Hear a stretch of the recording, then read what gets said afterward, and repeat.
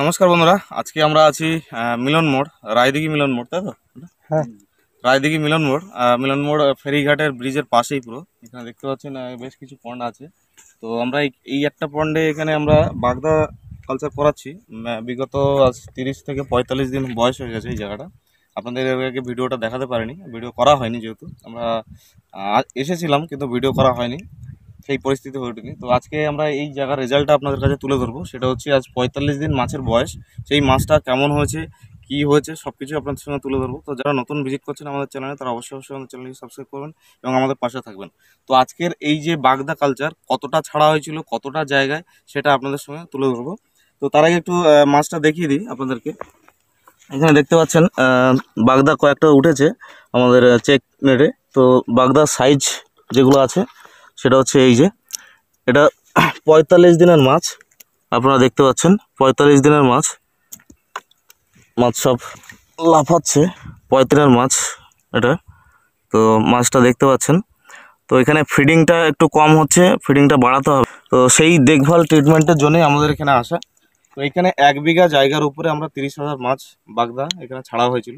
সেই 30,000 বাগদা আজ 45 দিন বয়স এবং প্রতিনিয়ত যে মেডিসিনগুলো আমাদের পড়ছে সেই মেডিসিন দেওয়া হয়েছিল। এখানে দেখতে পাচ্ছেন অলরেডি এখানে দুটো মেডিসিন এখানে আছে, যেটা হচ্ছে ভিটাম্যাক্স, আর এটা ভিটাম্যাক্সের বালতি, আর এটা হচ্ছে সয়েল পাওয়ার, আমাদের যে মাটির মেডিসিনটা, সয়েল পাওয়ারের বালতি দেখতে পাচ্ছেন।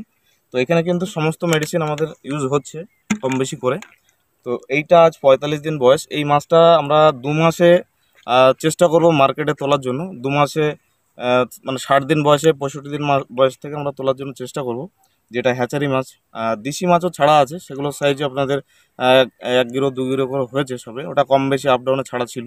তো সেই মাছটাও আপনাদেরকে দেখাবো এবং হ্যাচারি মাছটাও হারভেস্টিং করার সময় আপনাদেরকে এই ভিডিওটা দেখাবো।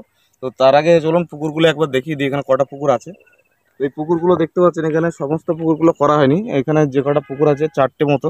তো 4টের মধ্যে একটা পুকুর এখানে বাগদা কালচারের জন্য ইউজ করা হয়েছে, যাতে এইটা দেখে আরও পুকুর আমাদের রেডি করা হবে বিগত দিনে।